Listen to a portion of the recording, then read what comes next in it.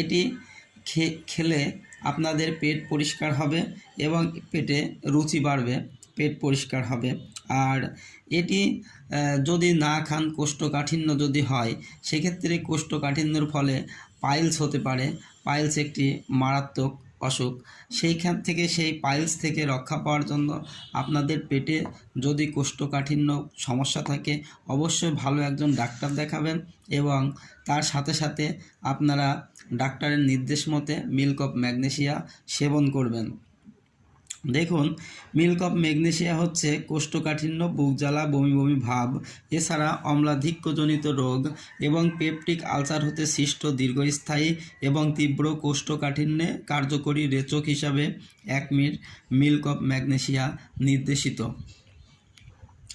এটির সেবনবিধি ও সেবন মাত্রা সম্পর্কে আপনাদেরকে আমি জানাবো।